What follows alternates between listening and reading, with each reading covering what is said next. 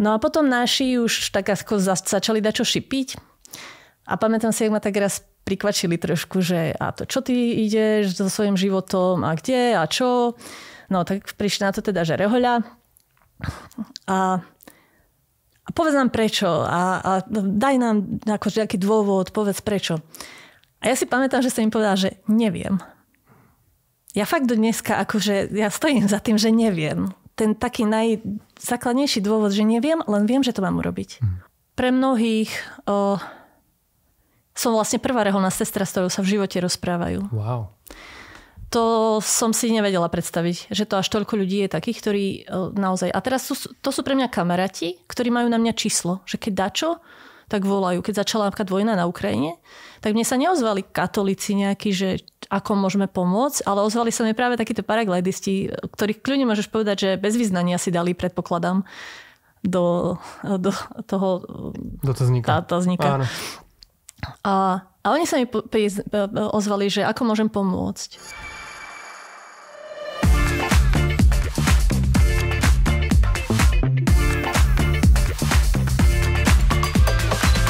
Priatelia, vítajte pri sledovaní alebo pri počúvaní Godzone podcastu s názvom Vy to povedzte doma, alebo v aute, alebo kdekoľvek nás sledujete. Volá sa to Flashbacky, pretože v tomto podcaste sa vždy rozprávame o momente, kedy Boh, Ježiš Kristus, zmenil náš život a zmenil život našich hostí, ktorých tu spovedáme, s ktorými sa rozprávame, ktorí nám hovoria o svojej ceste viery. A dnes nám o tejto ceste viery povie sestra Františka Čačková, ktorú vítam v našom štúdiu. Sestra Františka, ahoj. Ahoj. Ďakujeme veľmi pekne, že si merala dlhú cestu a prišla sem napriek obštrukciám v doprave. Zvládla si to skvele. Sama si vodička, čo obdivujeme a tešíme sa z toho. A sestra Františka, ja sa veľmi teším na dnešný rozhovor. My sme sa na neho pripravovali nejakú tú dobu. Viackrát sme sa rozprávali o tom, že prídeš a konečne je to tu. Takže mám z toho veľkú radosť. Som dobrá v odmietaní. Ešte mám nejaký zoznam ľudí, ktorých som ešte nepresvedčil, povedzme to tak. Ale veľmi sa teším, že ty si povedala áno a že sa budeme dneska baviť o tom, ako Ježiš zmenil tvoj život a ako žiješ ty s ním svoj vzťah. Ale ešte predtým tu máme takú misku otázok. Naši poslucháči a diváci už veľmi dobre poznajú. Ja som ju trošku, priznám sa, na úvod preriedil, pretože sú tam také otázky ešte, také zvyšky, že z Godzone školy sú tam také zvyšky, z Godzone konferencie. To by som vedela. Všetko by si vedela odpovedať. Ja tak vždy hovorím, že sú tam vtipné otázky, ale poslední hostia si vždy také hlboké témy vybrali, že potom, nie že by sme sa nemali o čom v tom rozhovore ďalej rozprávať, ale trošku ma vykradli vždy. Takže teším sa na to, čo si vyberieš ty. Poprosím ťa, vyber si 3 za sebou teraz, prečítaj ich nahlas do mikrofónu a ja verím, že aj naši poslucháči spolu so mnou, že sa o tebe dozvieme niečo trošku viac z takého iného súdka, ako možno bežne sa budem pýtať potom ďalej. Mám sa báť? Nie, vôbec, prosím ťa. A samozrejme odpovedz úplne, ako uznáš za vhodné. Tvoja najväčšia zvláštnosť, pre ktorú nemá v zátvorke skoro, koniec zátvorky, nikto pochopenie. Dobre, toto je dobrá otázka na úvod.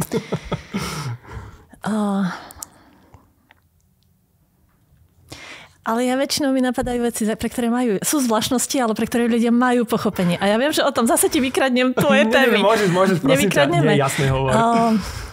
Určite za posledné roky sa mi ľudia čudujú, že lietam. A že ma kamaráti berú na tandeme a lietam. Tak toto sa na reholnú sestru väčšinou akože sa to neočakáva od nej. A lietaš v habite? Ale kde? Oni by boli radi, ale to sa zle zapína. Z toho by boli dobré fotky, vieš? Fotky robím ja zo vzduchu.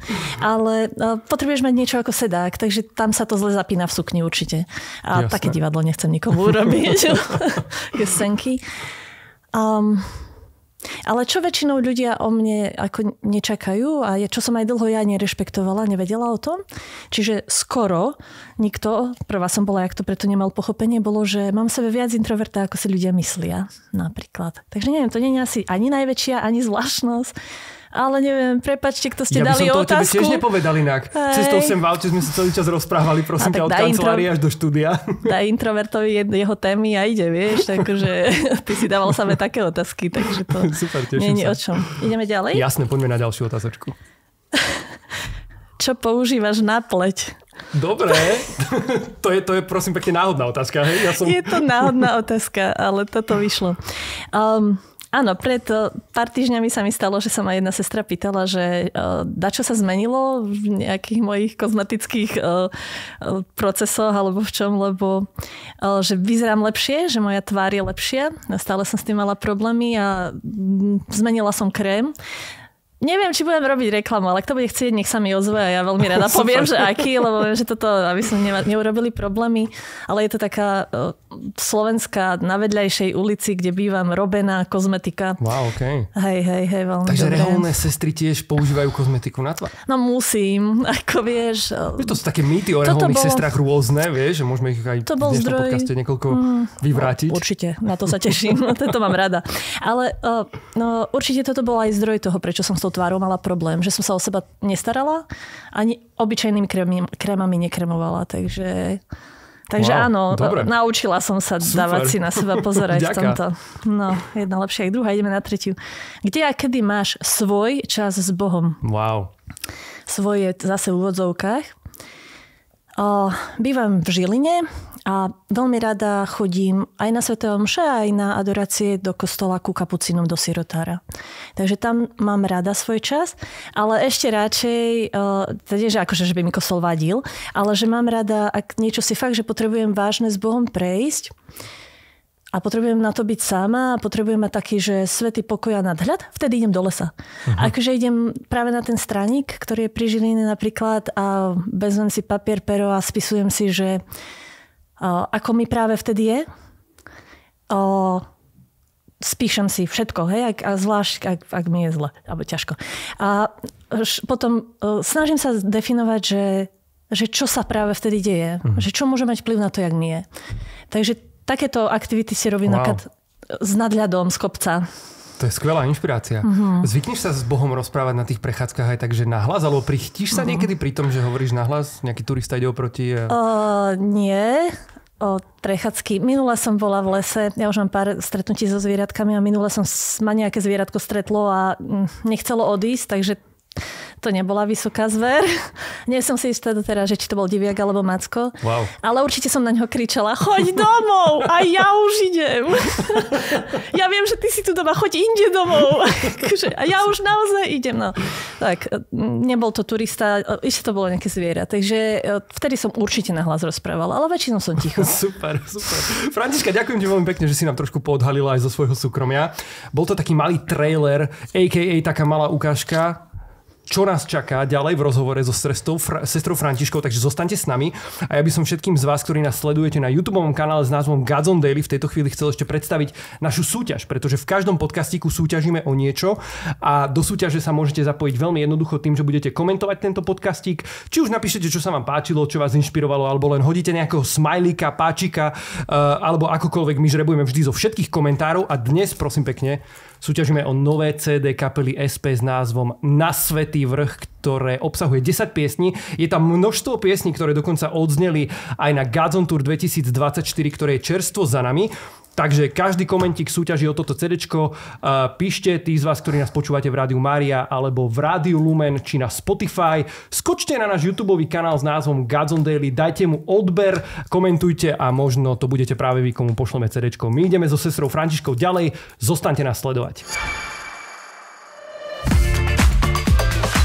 Priatelia, vítajte späť vo Flashbackoch. Ešte predtým, než sa pustíme do rozhovoru so sestrou Františkou, na ktorý sa naozaj veľmi teším, vám chcem povedať, že projekt God's on už viac ako 15 rokov prináša evanjelium, evangelizáciu a formáciu nielen pre mladých ľudí na Slovensku aj v Českej republike. A aj touto cestou vás chceme poprosiť o vašu finančnú podporu tohto celoročného diela.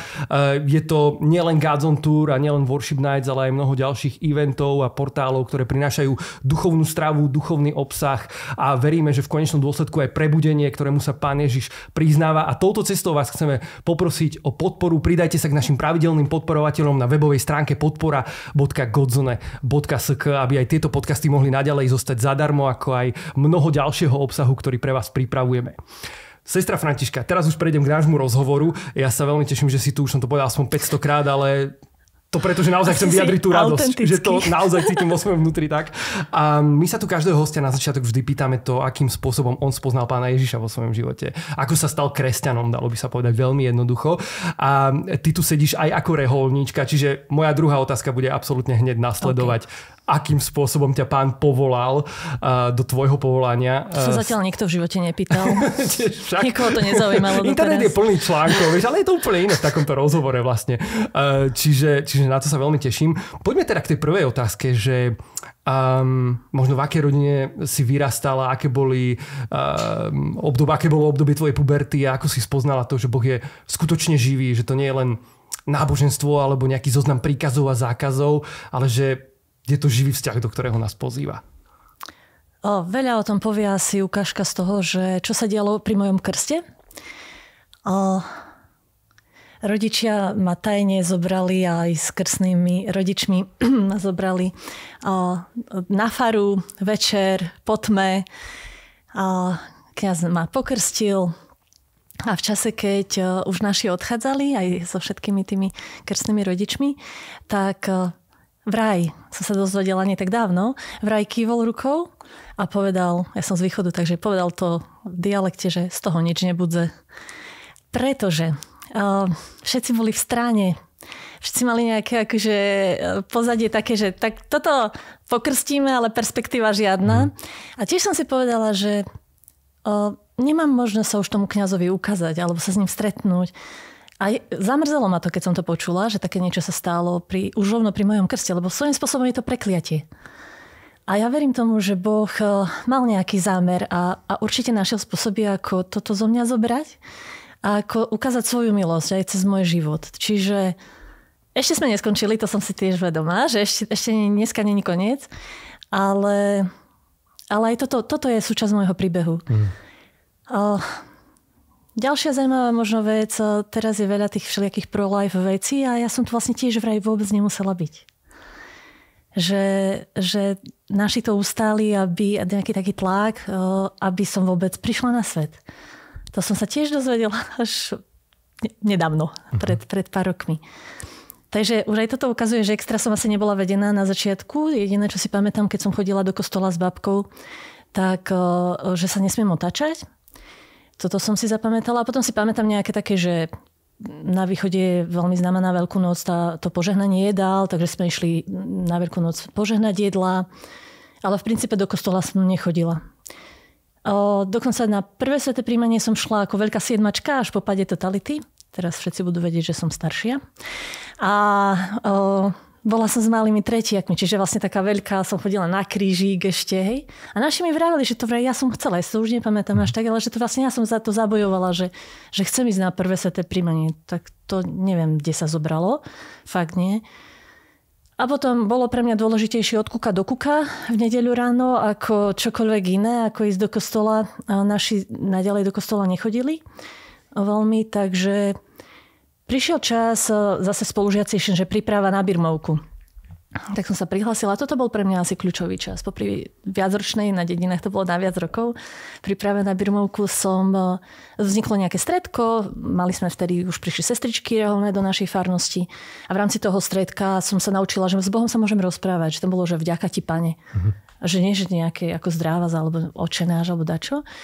A to bolo také objavné, že ja môžem Bohu povedať naozaj, že mu za dačo ďakujem, alebo ho dačo prosím. A myslím si, že toto boli také momenty, jak to rástlo.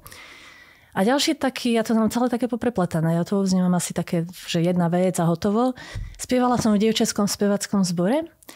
A dievčatá evanjeličky boli veľmi horlivé. Oni si nosili Bibliu na tie naše túry, hej, keď sme si išli dlho v autobuse. Asi normálne pamätám, jak mi raz tak dali, že toto si prečítaj. A dali mi veľa pieseň.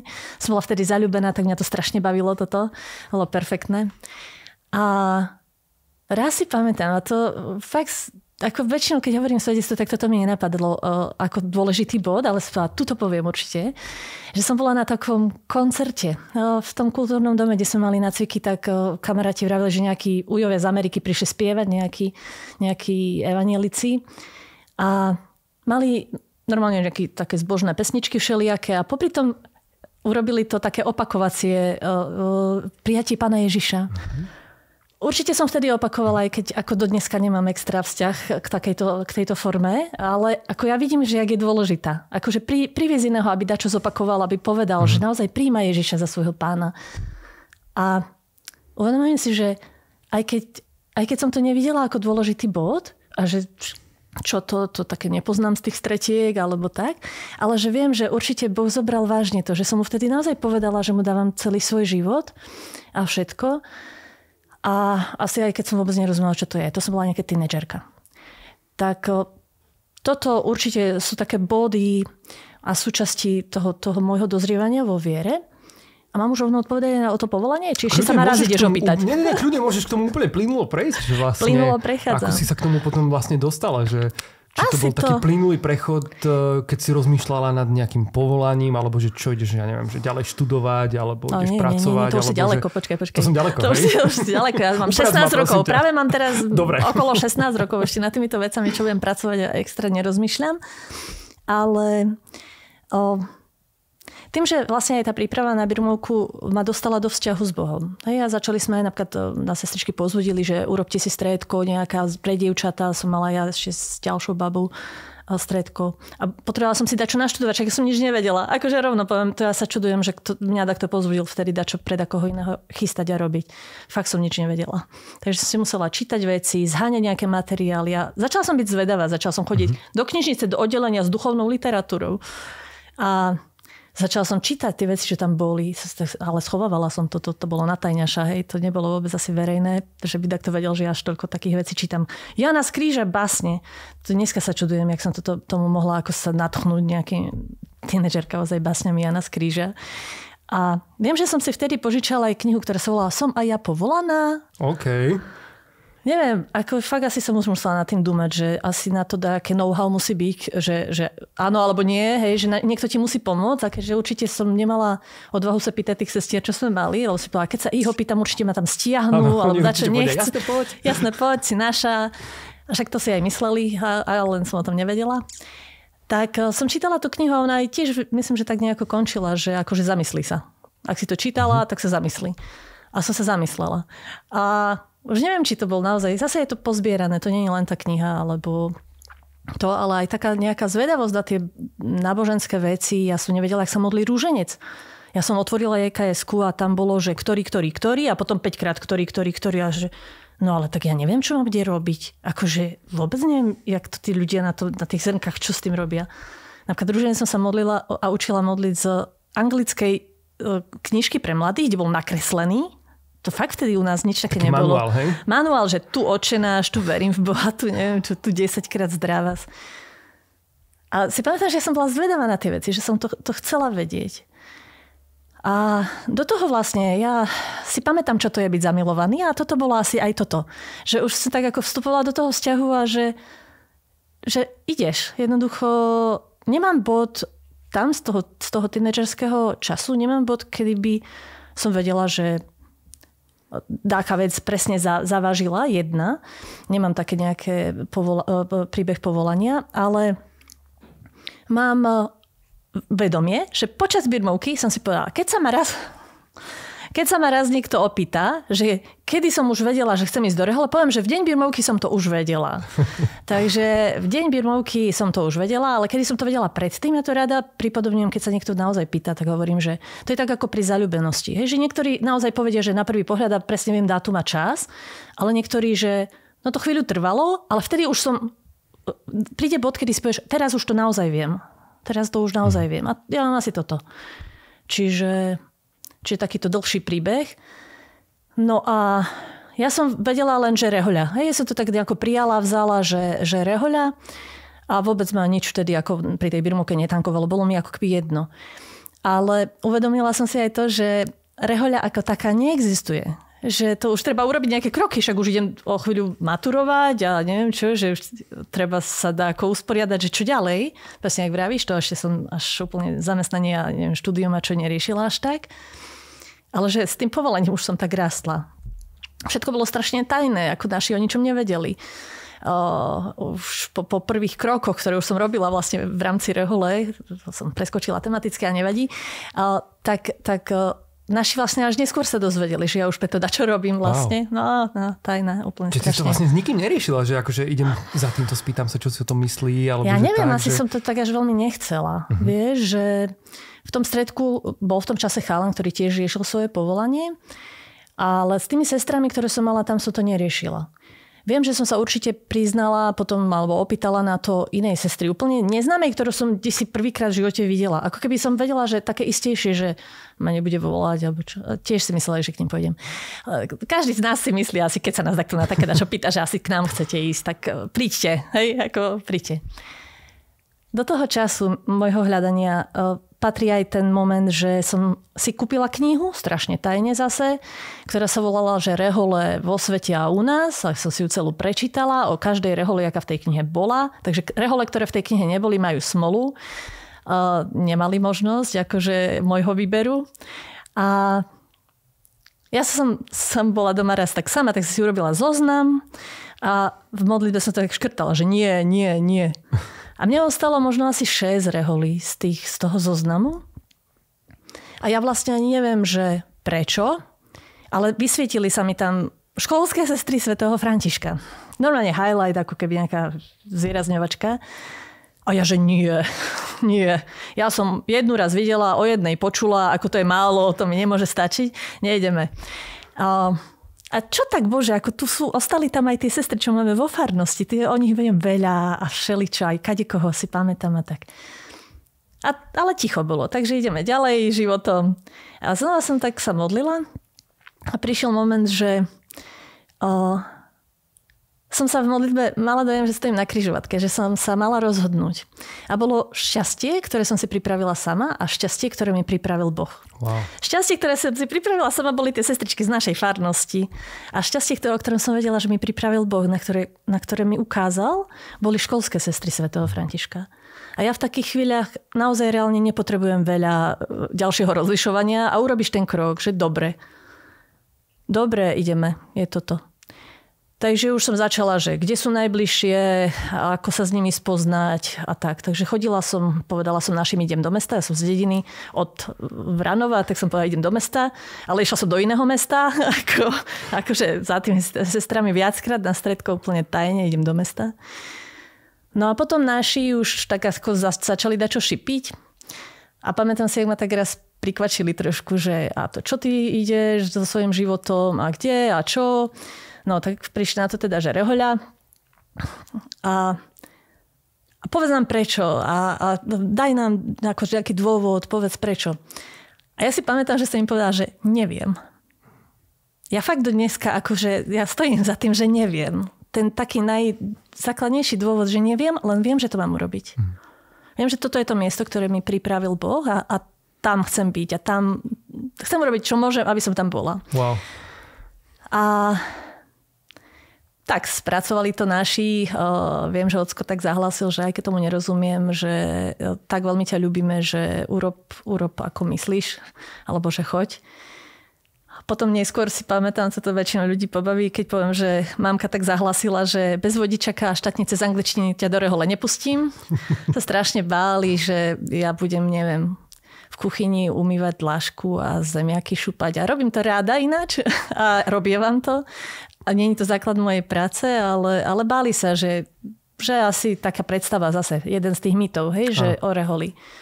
Takže stihla som zmaturovať, hneď na to som si urobila štátnice na jazykovke a hneď som išla na 2-mesačný rýchlokurs na autoškolu, aby som medzi májom a koncom augusta všetko absolvovala a koncom augusta 98 som prišla do rehole. Wow. Františka, veľa otázok mi napadlo. Hneď prvá sa mi pýta a ide mi na jazyk. A to je ty si spomínala také, že zaľúbenie, trošku na začiatku. A rehoľa, tá sa spája s celibátom. A vlastne povedz mi o tom, že nebolo toto možno takou, alebo bolo toto otázkou, ktorú si riešila, že vlastne ako keby rozhodujem sa pre tú reholu, to znamená, že ten rodinný život, teda hovorím tomu, že nie, alebo bol to nejaký taký, že boj, alebo práve naopak, že vôbec si to neriešila, že ako si riešila tú otázku celibátu? No, celibát, asi skôr kňazi, my to voláme, že žijeme sľub čistoty. Čistoty, áno. A žijeme v panenstve. A Ja neviem, akože keď si zaľúbený, tak neriešiš, že o koho každého prichádzaš. Vtedy to neriešiš. Vtedy ako chceš investovať do toho jedného vzťahu. Ten jeden je pre teba dôležitý. Takže ja si myslím, že hlavne na tom začiatku, akože u mňa to bolo asi dosť autentické v tom práve, že ten jeden bol dôležitý. A že nežiješ hneď od začiatku v nejakom smutku, o čo všetko ty prichádzaš. A že neviem, ale kniežku ako prešla som rôznymi etapami zase ďalšie zaľúbenia vlastné, zaľúbenia do mňa. Vždycky bolo čo riešiť a s čím sa nejako akože bolo treba popasovať. Ale ja si myslím, že aj to také základné, vrátim sa, čo som už hovorila, že keď som na mieste, kde som nechcela byť, ale som tam, kde viem, že ma chcel mať Boh, tak ja si myslím, že toto ma veľakrát asi zachránilo v tom celom. Že viem, že som na správnom mieste. Že proste je tam prítomná tá milosť, ktorú ti Boh dá pre ten moment, pre to miesto, ktoré pre teba má. Určite. Aj keď som išla študovať teológiu, v Košiciach vtedy otvorili dennú formu teológie a ja som síce inklinovala k iným predmetom a inak to na začiatku malo vyzerať, no ale tak zvrtlo sa to, že Františka ide študovať teológiu, ani tam som nechcela byť pôvodne. Ja mám veľa vecí, kde som nechcela byť. Tak pri tej teológii som si predstavila, tam budú tí sympatickejší, tam budú tí, čo dvere otvárajú, hej, a púšťajú dievčatá do nich a my tam budeme prvé ženy, že Bože, ja toto nedám. Ako to bude. Toto nemám šancu ako žena zvládnuť v takejto skupine. A veľmi som sa modlila. Nikdy som jednu knihu neprečítala celú, ale volá sa Kňazstvo ženy, kňazstvo srdca. A rada hovorím, že som si z nej prečítala len čas práve o panenstve, lebo to bolo tak pred prvými sľubmi ešte, keď som utekala na príjmačky na tú školu a hovorím, Bože, ja toto nedám, to buď mi pomôžeš, alebo neviem, alebo koniec. A tam bola časť, že prítomnosť ženy nikdy nenechá muža bez účinku. Buď v ňom prebudí to najlepšie, čo je v ňom, alebo to najhoršie. Že vlastne žena je tá, ktorá mení tú atmosféru. A ja som ho tak veľmi, veľmi úprimne vtedy prosila, že akože toto chcem, nech moja prítomnosť prebudí v mužoch to najlepšie, čo je v nich. A k dnešnému dňu myslím si, že mám naozaj veľmi veľa priateľov a kamarátov a aj veľmi, veľmi blízkych mužov. Že nie len akože ženy, alebo ako keby sa ich aj nebojím. Vás sa vlastne takto nebojím. No. Ako žena. Že jasné, treba byť opatrný, treba byť obozretný. Treba. Vo veľmi veľkej miere. Ale v základe je taký, že Bože, chcem, aby som ja a moja prítomnosť prebudila v tom mužovi to najlepšie, čo je v ňom. To je veľmi krásna myšlienka, vďaka, že si to povzdielala. Ešte mi napadla taká druhá otázka, keď si hovorila to svedectvo, že si prišla vlastne za reholníčkou, ktorej si sa kvázi prišla pýtať na to, ja neviem, či už na ten život v reholi a podobne, čo to všetko obnáša. Stalo sa ti niekedy, že prišiel za tebou takto niekto? Už ako za reholnou sestrou. Niekto možno, kto chcel vstúpiť do rehole, zložiť nejaký vstup čistoty, chudoby a podobne, ako to je a prišiel sa s tebou rozprávať, že... Ale hej, to sa stáva. Čiže vstupujú mladí ľudia aj v dnešnej dobe do reholy? Že ako toto vidíš? Je taký trend, že ja neviem, že vtedy po tom páde komunizmu to možno bol taký, že taký boom, ja neviem, hej, tých povolaní, alebo ako by sme to mohli povedať.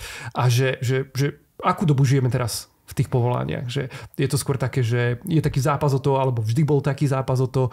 Ako to ty vnímaš? No nie sú. Ako je to niečo také dosť všeobecné, že tých povolaní nie je. Ak už sú povolania, tak dosť často sú do takých spoločenstiev, ktoré už dopredu vyzerajú, že tam to bude prísne. Tí dosť často majú ako dostatok povolaní.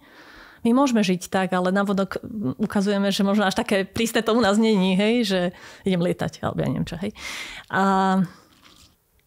Ale ja sa teším, môžem urobiť aj reklamu. Samozrejme. Na Godzone magazín. Určite. Všetci si vypočujte alebo prečítajte rozhovor s našou Nasťou, so sestrou Anastaziou. To je aktuálne naša najmladšia sestra, ktorá vlastne má tam veľmi, veľmi pekné svedectvo o službe pri Rómoch v Lomničke. Takže máme. Málo, ale máme. Uh-huh. A pre mňa napríklad aj konkrétne, aj táto sestra je veľmi veľkým povzbudením, celkom také vtipné, že bola som prvýkrát v živote na lezeckej stene práve s ňou. Mala národky a jej magistra bola taká o 20 a viac kil ľahšia ako ona. Tak sa ma pýtala, či som ochotná s ňou ísť liesť, alebo neviem, že chcú jej urobiť radosť a nikto s ňou nemá ako tam ísť. No, mne sa to zapáčilo. Ja sa to potom začala chodiť aj bez nej. No. Už keď išla ona do Novicia, to som pokračovala. Sice na samoísť, lebo zase ja som nemala s kým chodiť, hej. Ale hej, samoistu sa nebojím. Už Františka, som to skamarátila. my keď sme boli deti, tak sme pozerali v telke taký seriál, film, ktorý sa volal, že Sestra v akcii. Poznáš? No jasné. Aj Funesa, to, keď mňa vidia za volantom, tak väčšinou Funes im napadne. Ty spomínaš lezenie, spomínaš lietanie. Ti to nedáva zmysel, čo? Nejaké super dobrodružné veci, vieš, že mne sa to páči a zároveň nespája sa mi to ako keby s reholným životom, čiže sa mi to páči. Je to mega. Ja neviem, to je také, že asi nemám úplne jednu vec, že asi často tu máš ľudí, aspoň čo ja sledujem, často tu máš ľudí, ktorí ti povedia o jednej veci veľa, že to je môj projekt, tam som a o tom ti poviem, čo len chceš.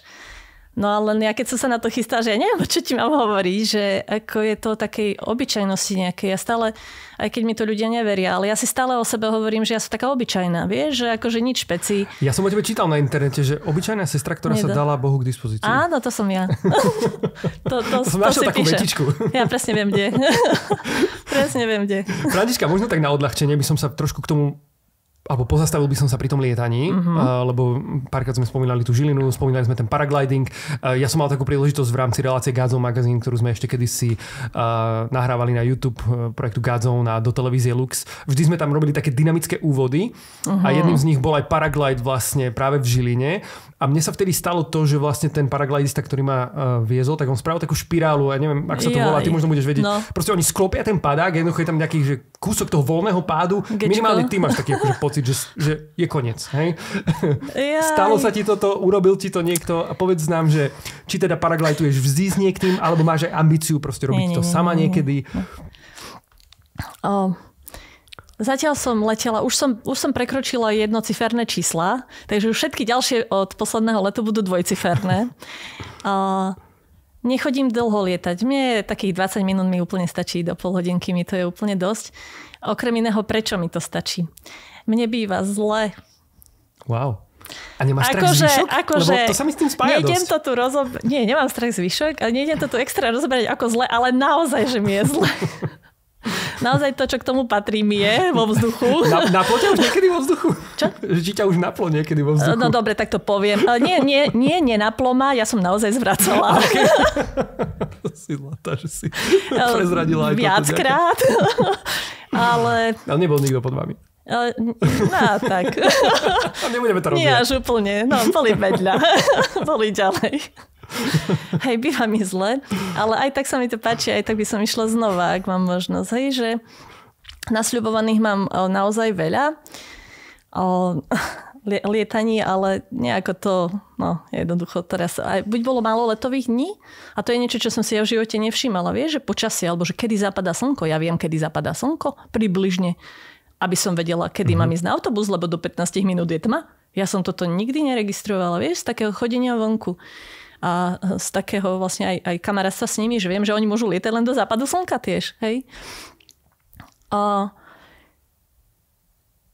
Sama lietať neplánujem ani nebudem, ale už som sa hrála s padakom, to mi dovolili akože vyskúšať si, či to dokážem dať nad hlavu a si tak. A bola som aj trošku, nohy mi dvihli trochu do vzduchu a presne je to ten pocit, že sa zľakneš, že to mňa určite zoberieš do stratosféry z tohto kopčeka.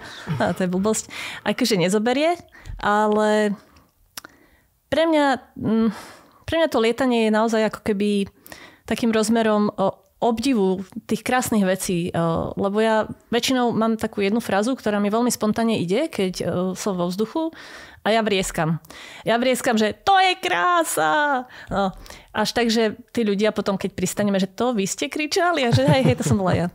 Takže je to krása. Wow. A pýtal si sa na tie akroprovky? Áno. No. Hej, chcel ma postrašiť. Ja strašne. Ja to viem. No, presne. A tak, akože sme leteli a teraz hovorí, že čo to? A odrazu už wingover do jednej strany, do druhej špirála. Už som videla stromčeky, kolmo pod sebou. A tak. A ja som ho už videla lietať viackrát, tej tandemy, predtým, ako som s ním letela prvýkrát. A presne, že som si povedala, keby sa dačo stalo, že čo to, keby ťa dačo prekvapilo, urobíš všetko preto, aby som ja o tom nevedela. Akože to ja ťa už ako mám napozeraného, to ja viem.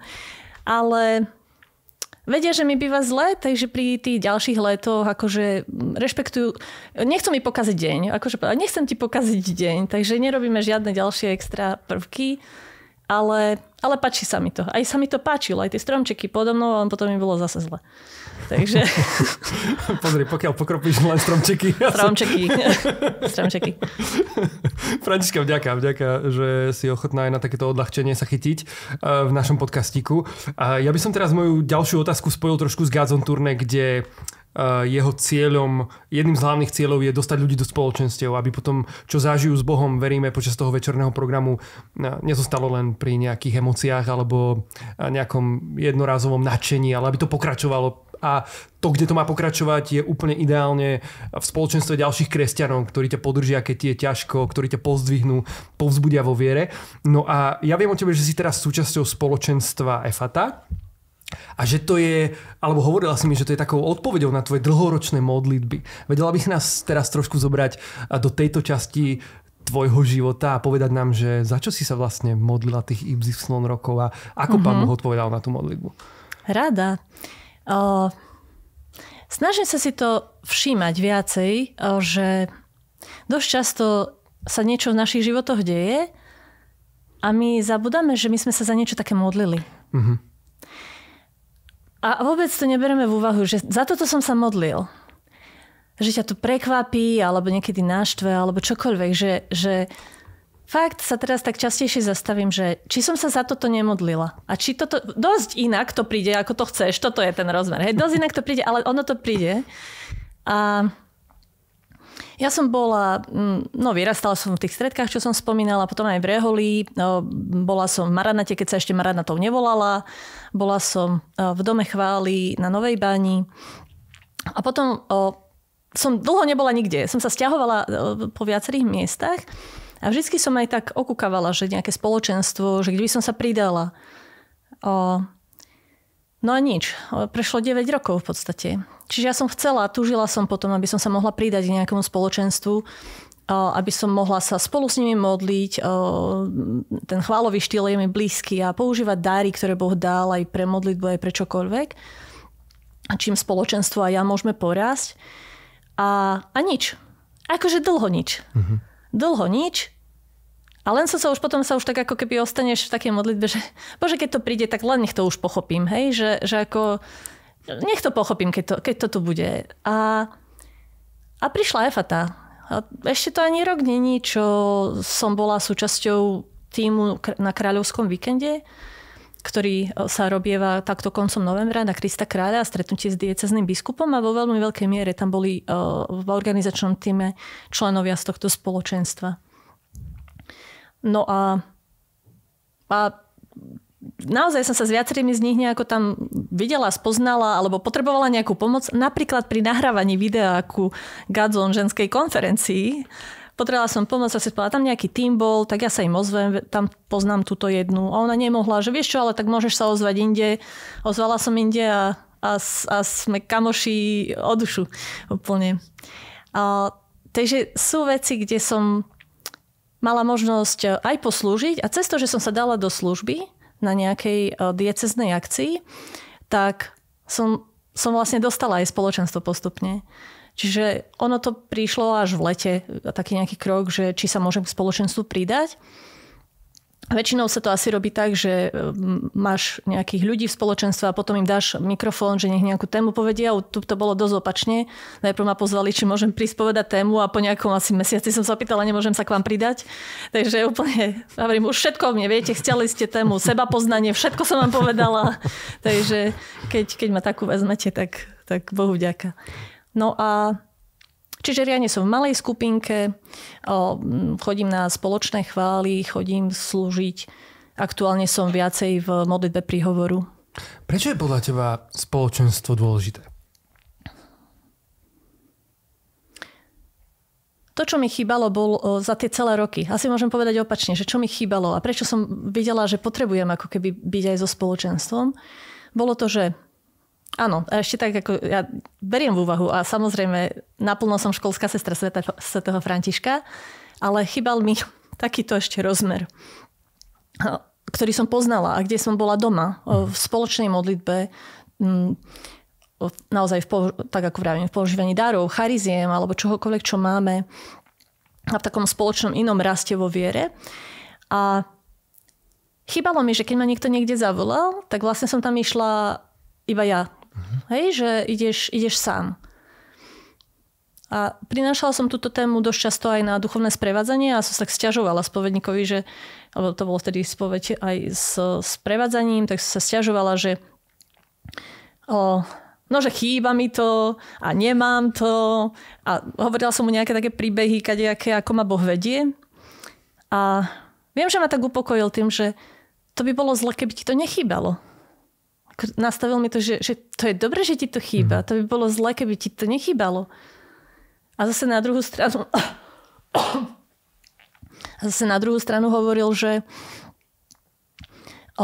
je to zaujímavé, ale že nepoznám aktívneho charizmatika, okrem teba, ktorý by nepatril do nejakého spoločenstva, alebo by nebol súčasťou nejakého projektu veľkého, alebo niečoho, že takých ľudí vlastne nepoznám ako ty. Čiže niekedy vidím, že Boh ma vedie dosť tak inak.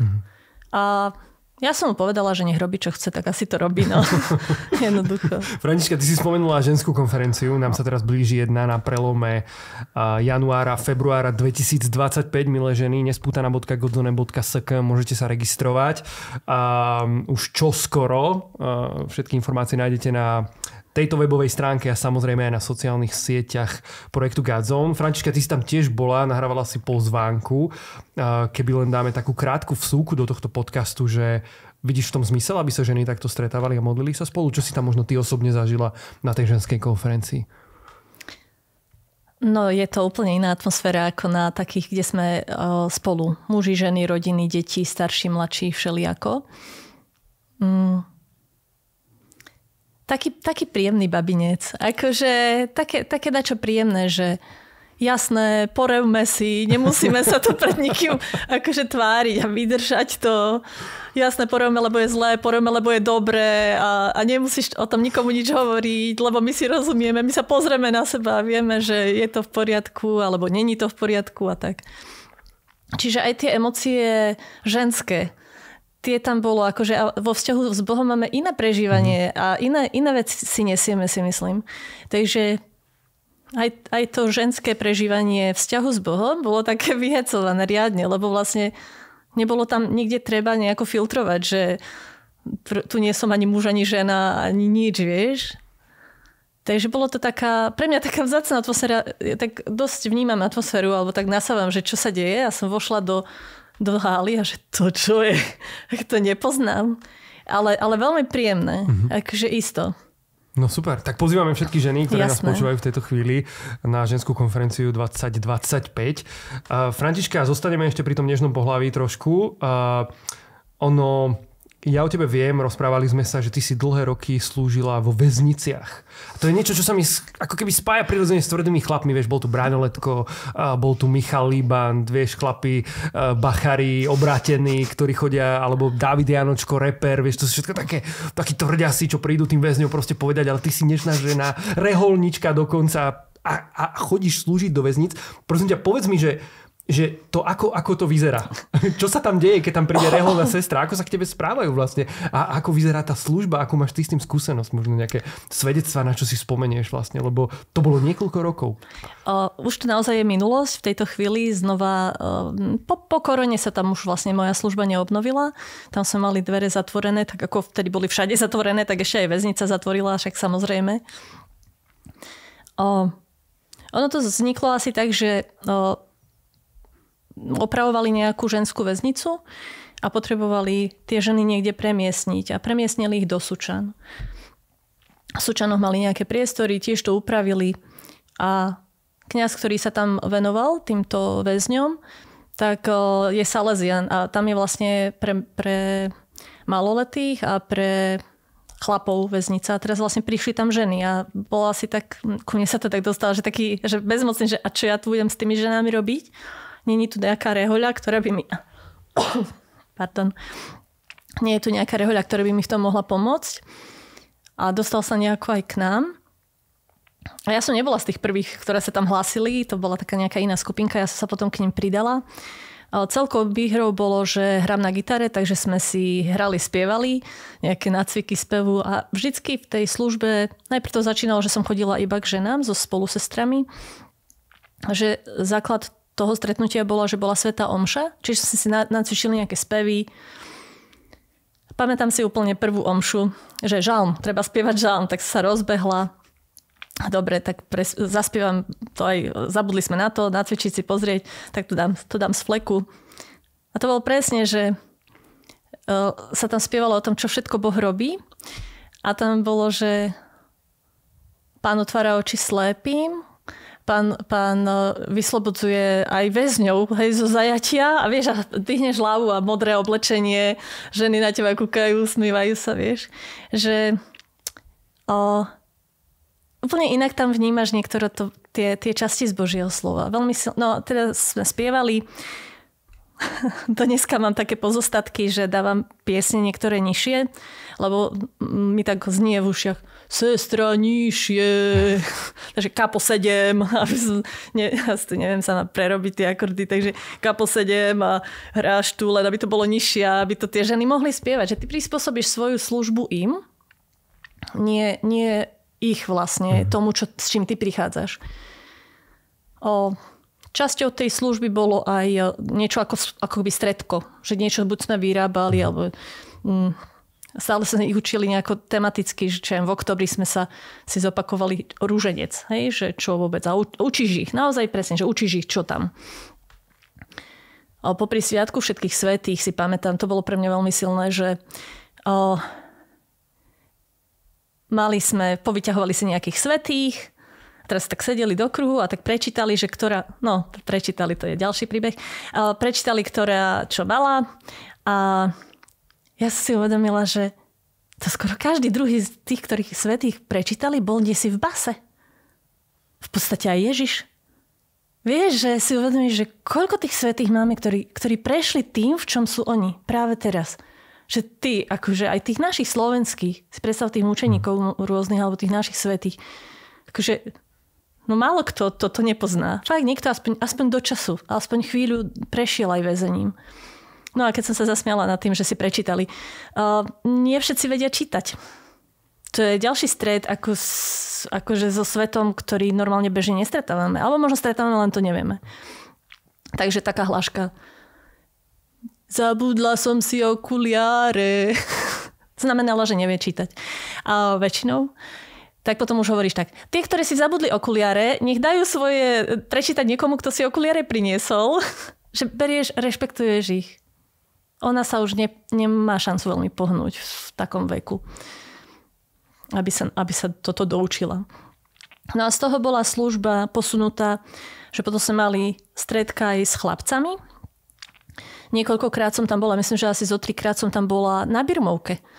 Otec biskup František Rábek prišiel birmovať, ale nielen birmovať, pre mňa bol zážitok, že to bolo, že krst, prvé sveté príjmanie a birmovka. Čiže každý, kto požiadal o ktorú z tých sviatostí a bol pripravený, no tak pristúpil. A teraz vieš, ty tam sedíš, pozeráš na toho pána väzňa v bielej nejakej albe po jeho krste a sa povieš, on je na tom teraz lepšie, jak ja? Vieš, že v tom duchovnom svete úplne inak tie veci fungujú. A končilo to tým, a to sme už nestihli, ja som im veľmi často hovorila na konci, že dúfam, že na budúce, keď prídem, tak už vás tu nestretnem. To som im hovorila už ku koncu tej služby, veľmi často oni sa smiali, že ešte stretnete. No, už som tam viac neprišla. A že som zistila, že vlastne z tých, ktorí tak pravidelnejšie chodili na ten program, my musíme mali nejaké dovolenia a tak väčšina z nich mala deti. Buď nejaké menšie deti, alebo už aj tínedžerov doma a všelijako. A ja som robievala rôzne kurzy. Aj som robila alfu, alebo som robila kurz pre rodičov detí do 10 rokov, alebo rodičov tínedžerov. Manželské večery som pomáhala, keď sestry nemajú robiť manželské večery pre manželov, ale fakt sa to tam inak nedalo na jednom mieste. Takže poznala som tieto kurzy a mala som k tomu materiály. Tak sme normálne spravili ráno skupinku s malou skupinkou asi 8 žien. Sme mali kurz pre rodičov detí a po obede so skupinkou chlapov. A bolo vidno, oni dostali, sponzorsky som zohnala tie príručky, tak si tam vyplňali tie cvičenia, alebo robili a tak, že bolo vidno, že od stretnutia k stretnutiu nebolo to v takej pravidelnosti, bolo to prispôsobené tomu, ako sa nám dalo chodiť. Vtedy už som naozaj párkrát bola aj, že iba ja, že už fakt ako sa znižoval počet sestier, ktoré boli schopné buď zdravotných problémov, alebo sa presťahovali niekde. Brávala som aj mladých so sebou. Väčšinou som to začínala, tú takú uputavku, že bola som v báse, že môžem vás zobrať ale so sebou, že aj sa vrátite domov, nebojte sa. Tak vlastne som robila ten kurz a ani sme ho nedokončili a naozaj už som ich viacej nevidela. Takže hej, aj väznica je súčasť. A keď sa dá, tak napríklad chodím ešte naďalej. Teraz som v Žiline, takže napríklad na polnočnú. Že to je polnočná svätá omša, ktorá je o inom čase ako o polnoci. V žilinskej väznici, ktorá je vysielaná úplne do každej miestnosti v tej budove, alebo v tom celku budov. Čiže ty tam hráš, spievaš na chodbe, prečítaš čítanie, zaspievaš nejaké koledy. A toto je ich stretnutie s Kristom tam, kde sú, lebo to majú naozaj zapnuté v tých reprakoch v svojich celách alebo vo všetkých priestoroch. Polnočná omša. Toto sú väčšinou vraj také aj sú, nie že vraj, ale sú také ťažšie chvíle pre nich. Tá Veľká noc a zvlášť Vianoce, kedy oveľa viacej všetci chýbajú a keď nás kňazi pozvali, že môžeme aspoň touto formou, aj keď teraz pýtala som sa, ale nebolo to potrebné. To, čo som robila, také nejaké formy, tak aspoň toto.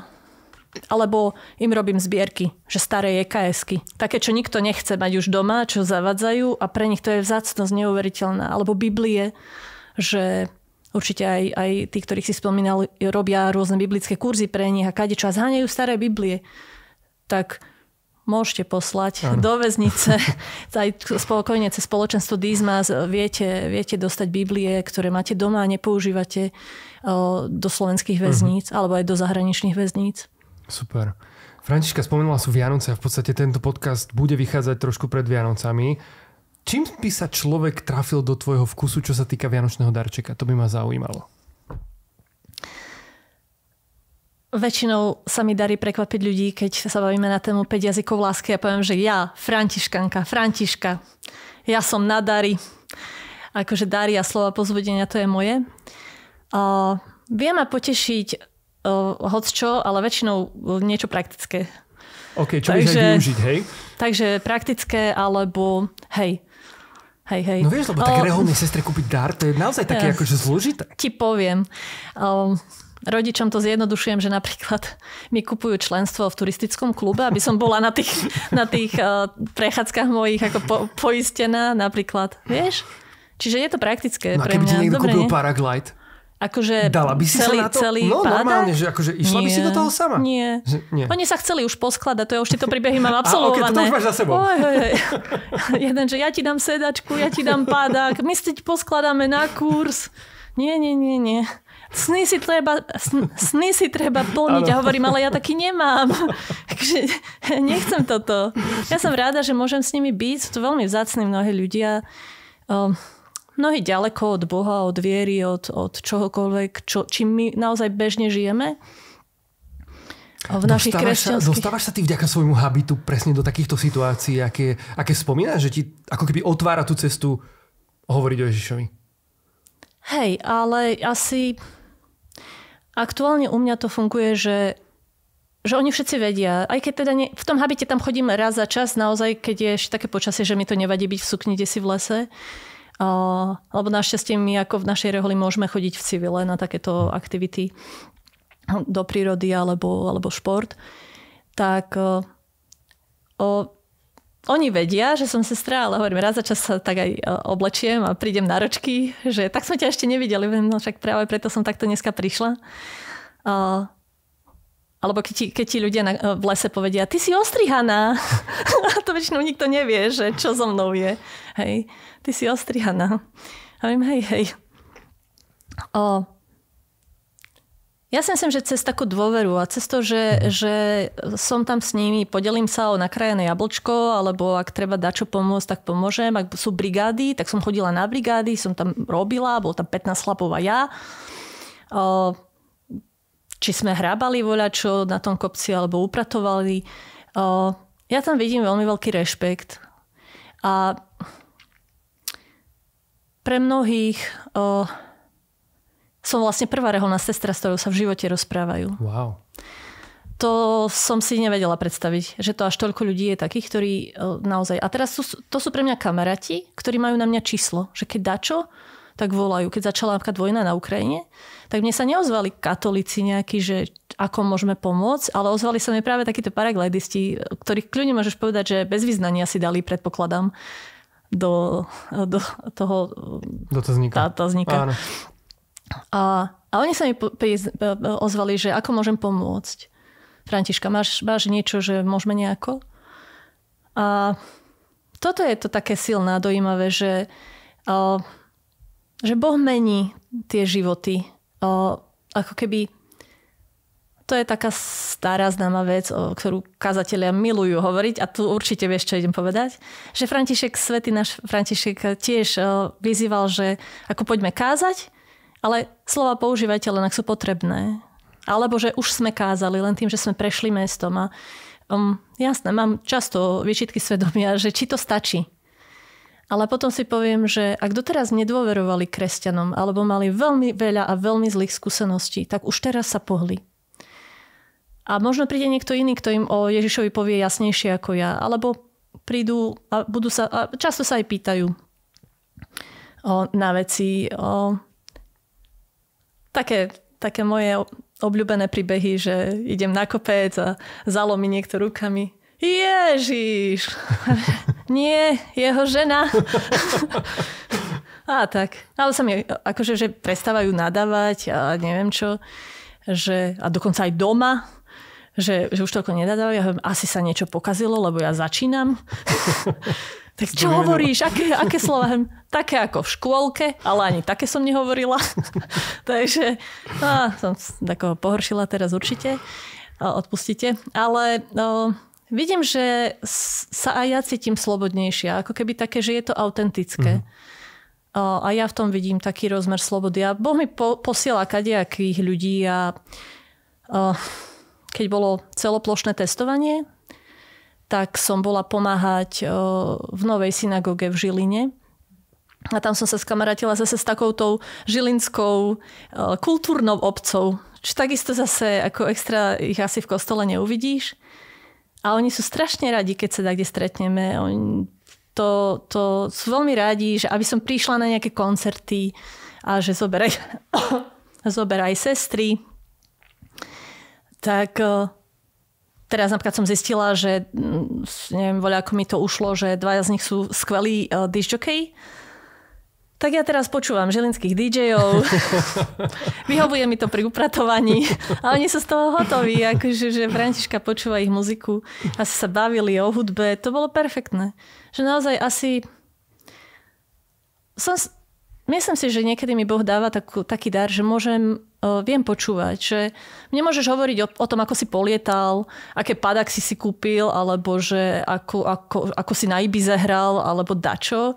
A ja ťa počúvam, že a dosť často rozumiem, že o čom hovoríš. Wow. A presne tak, ako aj pri tých padakoch, že sa tak raz modlila, že a viackrát, nieraz.